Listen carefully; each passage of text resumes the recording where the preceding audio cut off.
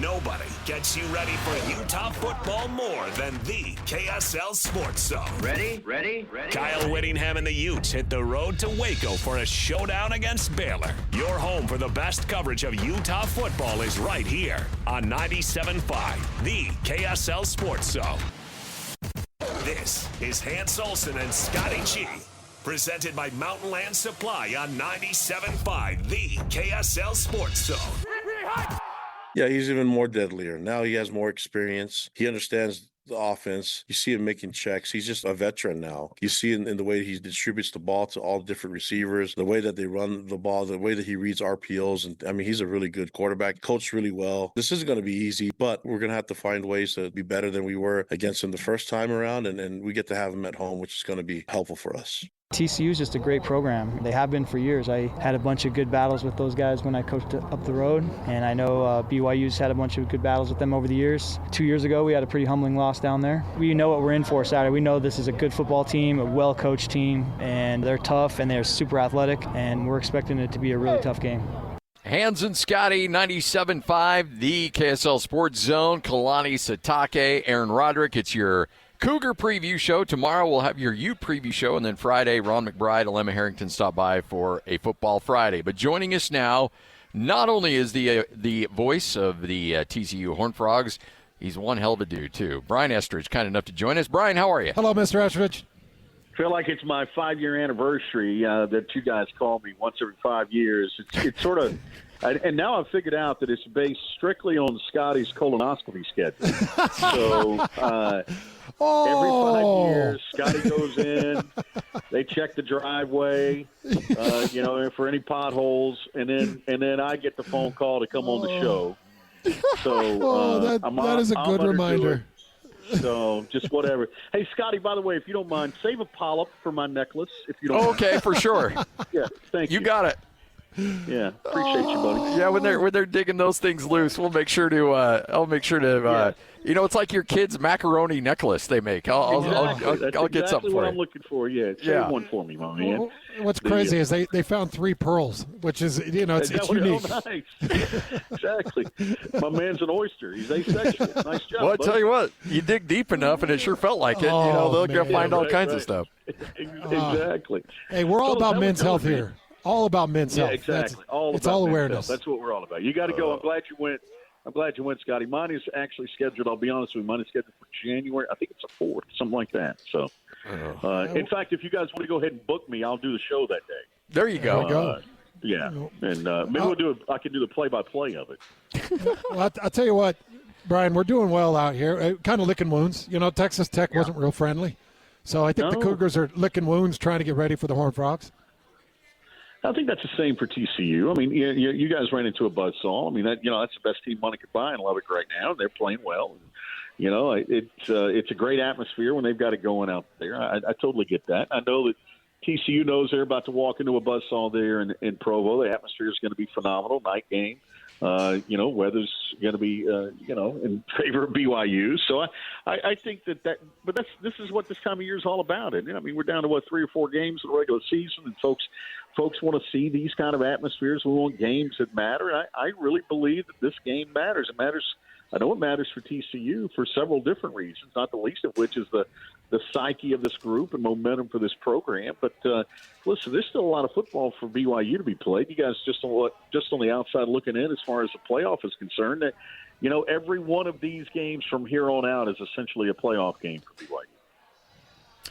You look at TCU, and there's been a couple of head-scratchers, losing to Kansas State. But that Iowa State game, Brian, that's the one I have a hard time wrapping my brain around. Yeah, but then all you got to do is look at the 3 losses, and you look at it, all 3 of them had 3 turnovers in it. And Sonny Dykes preaches that every week. You can't turn the ball over in the Big 12. I mean, you just look at the numbers over the years. If you take care of the football, you got a really good chance to win the game. And TCU didn't do it in their losses, and so because of that, that's where what they're staring down. Josh Hoover had a couple of picks last week against Iowa State, and you had the fumble late. I mean, this was after you were up 17-6 and seemingly in control, but there was a 100-second stretch there where TCU gives up a score, goes 3 and out, punts, and then they run it back for a score. And all of a sudden the game just totally flipped. Now, you got the ball back, you're driving downfield, and you hate to fault a young kid who's giving you extra effort on a carry and has the ball punched out from behind. But, that's a mistake that you can't make, and especially at that time of the game. And so, yeah, those are kind of head scratchers, as you said, hard to explain. But both those teams, let's don't lose sight of this. Both those teams are still quality physical football teams. Kansas State, you think is maybe righted the ship a little bit. Iowa State was picked by many to win the league. There's still talent on that team. So, there's a reason why we play them, right? Because they're not all gimmies, or none of them are gimmies in this league for sure, and you don't know until you play them. And Frogs come up on short end a couple of times. So, what kind of character is this team? I guess it's one of the angles that you'd look at to see how they respond going to 3 losses in conference, and feeling like you got to have at least 2 losses to be in the conversation. So maybe they feel like they're dropping out of the conversation for a Big 12 championship, and the gut wrencher against Iowa State. What kind of team are they, Brian? What kind of resolve do you think they'll come in with? I'm anxious to see, Hans. I really am. I think that I think we're all going to learn a lot about this group on Saturday. Now, I know at practice this week they've been spirited. We talked to Nambi Izor yesterday, the linebacker, who said, "Listen, we're not down on ourselves. We're not sitting here pouting about anything. We know that there are problems that we got to correct and we've got to get better at, and that's what we're trying to do." And so, I think also the fact that this is a ranked team that TCU plays, first ranked team they played this year, I think that means a little something to them, that they still want to be able to prove that, hey, TCU is one of the elite teams in the Big 12, and so you've got that to cope with. But I'm anxious to see. I don't know that I can answer that for you right now. I'll be honest with you. I don't know that we know how this team is going to respond, because they haven't been in a situation like this. Because you do think after the second loss, okay, you still got a chance to get in there. You just got to win out. Now, this probably eliminates any opportunity, as you said, for a Big 12 championship. But listen, there's still a lot of football to be played, and I know it's playoff or bust now. This will be a first. I've never agreed with Eli Drinkwitz on anything, but I do think he's right in his quote that if we make it all about the playoff and only 12 teams get to experience, what do you do with the 120 that don't? I mean, does that just mean y'all suck? No, I don't think so. We got to kind of change the mentality a little bit on that front as well. And hey, the three of us know the importance of bowl games and the experience that they are. And I think we have to continue to highlight, the bowl experience and what it means to teams and the programs. Mm-hmm. How do you feel about the ability of this team to continue to get pressure from the front line? Because I'm looking at the sack totals, linebacker, safety. There's an edge, linebacker, but not a lot from the D line for your sack totals. Yeah, but this is that's not where they try to get them from. It's not really an edge guy that you go. Devin Deal would be the one guy who can pressure the quarterback, but the rest of them are more stabilizers, run game guys, things of that nature. They want their linebackers and safeties and Devin Deal to be the guys who are getting pressure on the quarterback. And when Andy Avalos dials that up, they've been successful. I mean, he has some really nice exotic blitzes that he brings on occasion that have worked for this team. I think for the most part, Scotty, that this defense has played good enough. I think that has not been the issue for the Horned Frogs. It's not as if they've gotten blown out of football games. To me, the issue has been the turnovers, and when you put your defense out there multiple times with short fields and things of that nature, I mean, you got to trace it back to that. So I think defensively this team is okay, and they've been solid against the run too. You look at what they did to West Virginia when they hold them to 41 yards or whatever. Then West Virginia the next week goes out and throws a big number on Houston. So I think there's, I think the defense is okay. Now, have they seen anything like they're going to see from BYU's rushing attack? No. I mean, and we know the quality of the offensive line for the Cougars. So I think it'll be a nice test to see what these guys are made out of. I got to know Andy a little bit when he was at Boise State, and I've always been kind of a big fan of his. Has that been a pretty good transition with him slipping in there? Yeah, and I tell you, year two has been a big difference too. I mean, the fact that these guys kind of know the system now. They're playing a lot faster, not having to think about things as much. It's freed up guys like Bud Clark, who had 2 interceptions last week. He's got 15 picks in his career now. I mean, the linebackers are playing really well. Caleb Elarm-Zor has been in double-digit tackles the last 3 weeks. He had back-to-back 16 tackle weeks, prior to last week. So I mean, I think those guys are playing fast. Again, I think the defense hasn't been the problem. The problem has been at times, third down, just getting teams off the field. But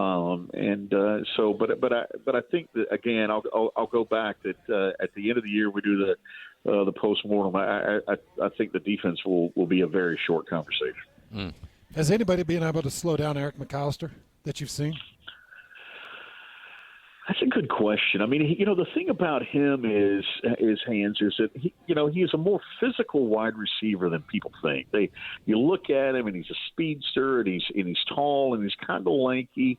But, I mean, look at his yards after catch. And I know you dive deep into those PFFs because you don't have a life. Now, you look at those PFF numbers, and I mean, look at his yards after catch. He's up at like 400 yards now after catch. I mean, he just does not go down on first contact. So he's a lot stronger than you think.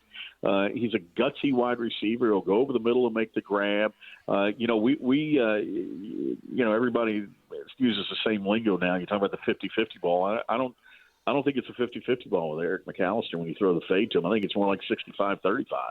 I think you've got a real advantage with him out there. So, yeah, he's a good player. They got to get some more guys involved, though. And they've been kind of thin at wide receiver. You're going to see a couple of new faces, I think, this week that are getting some time, some young guys. But, really it's just been he and Jordan Dwyer have kind of been the steady guys to transfer from Idaho. Those have been the two guys that you think of back there at wide receiver. And I think it's time to get some more guys involved in the offense. When BYU started throwing some money around, it obviously prompted Utah to try to find as much as they could to try to keep pace. Is that going on with what is going on with Texas Tech and Texas A&M, where everybody else is like, oh boy, we got to find a way to tap into some reserves if we want to keep pace with these guys? Yeah, I mean, I don't think there's keeping pace to those guys. I mean, I don't know if there's a room for 12 drunken sailors in Texas. 2 might be enough. And, I just think it's really, really hard right now. And I'm anxious to see what kind of guardrails are put up on this because, this can't continue the way it is. I mean, it is literally the best team money could buy. And, it's disheartening as a college football fan for me. And I know I got to give it times. You guys are going to say I'm an old fogey or whatever, but it's not what I signed up for. And I just think that in the long run, we're doing a lot more bad than we are good for the sport and for these players. It's just going to be interesting to see also Sonny Dykes and just his progression, his movement. They love him there, right? I mean, let's say things don't finish strong. But you know how fans are, Hans. I mean, they love you till they hate you, and fans have short memories. I mean, 2022, and Sonny Dykes had this team in the national championship game. I mean, come on, and you know how hard that is to do. I mean, that was the thing, is that I don't think people realize how difficult that is to do. And for him to be able to do that in his first year, I may have told you guys this. I think we were 7 or 8-0 that year, and Mac Brown called Sonny Dykes, and Sonny answered the phone. He said, "Hey, Coach." And Mac Brown said, "Hey, son, you might want to mix in a loss, my man, because the expectation that you're creating is unrealistic." And I thought that you're looking back on it, it's actually really good advice from Mac, because now if you go, and it goes back to the conversation we were having earlier with Jan Drinkowicz's comment. I mean, if you're not 11-1 and in the college football playoff, it's as if it's a bad year, and everyone can't be winners. I mean, this is not Little League football where Hans got a trophy as a 7-year-old weighing 212 pounds. It's not going to. It's not like that, It's everybody doesn't get a trophy in college football, and so. Again, I'm anxious to see how this team responds. I'm anxious to see how these fans react. And I'm anxious to see what the investment looks like in the future and what college football looks like in the future and where we all stand, you know. Hey, by the way, I got a rebuke from Brian last night. He was asking for some restaurants, and I put a sushi restaurant on there. That did not go over well with Brian. Oh, man. Well, listen, I'm just going to tell you that here's the problem. So, Scotty, I'm going to be honest with you, buddy. You are my go-to guy, but look at Hans. Hans is always my first guy when it comes to food. And so as he should be. I hit Hans up with a place, and he sends me a chain Mexican place from Texas. And I'm like, it's our fajita place. That, Hans. Yeah, I knew it was a chain. I knew it was out of Houston. Utah. Yeah, but it's different. Going to Utah to eat better. at a Houston restaurant, you know? If I come to Utah, I want some good Utah food. I want a good local hangout, you know? And so I said, I'm going to hit up my man Scotty, and he hits me with a sushi place. And I'm like, what the heck? We're not the hotbed for food here, Brian. Obviously. What do you guys just eat wheat? I mean, come on. Is it just cream of wheat every night? Are you willing to drive an hour? Because we'll send you to Bar Dubs in Nephi. It's a now, unique. Bar Dubs, I've heard about it. I've seen you guys talk about it. That's beef, right? Yeah. Oh, that's good. That's good quality stuff there. Okay, 2 out of the 3 I would highly recommend. The sushi you can take off the list. The other 2 will be good. I promise. Okay, good. Well, good, because the second one, when I push back on Hands on the Texas-based Mexican spot, he goes, "Oh, well, then you got to go to Ruby River and get the jacketed potato." I'm like, "You got to be kidding me!" Oh, man, is this where we're headed now? Well, there's this really good mom and pop Italian place called Olive Garden that I think you'll really like. Try the breadsticks. Yeah, honestly, try the breadsticks. I was going to send you to our local, like our hot spot barbecue joint is Kenny J's. But Kenny J's is classic Texas. So it's like. Yeah, exactly. I don't know, man. What is Utah food? If I said, okay, I want to eat Utah food. Like other a roast. Fry sauce, what is it? Probably just a good old roast and potatoes and maybe potatoes and some funeral potatoes. Yeah. Yep.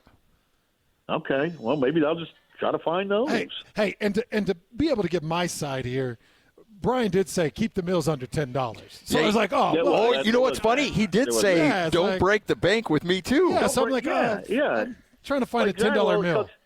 Because the last time I took Hands to dinner in Vegas, the bill was like $700. Oh, that got wild. Yes, it did. But Landry didn't help the cause. But it did get wild. That is for sure. But I'm like, what am I supposed to do with this receipt? You know, how am I hiding this one listed as headphones purchased or something? We've all gotten a little loosey-goosey with the expense report. We know what that's like. Yeah, exactly. But anyway, the last time I was at Ruby River, I couldn't park the car because there were so many strollers out front. So I'm trying to figure out what to do this time. Oh, that's funny. That's the case, man. Minivans and strollers, brother. Brian, you're the best, man. Fellas, always good. Glad you got the colonoscopy out of the way, Scotty.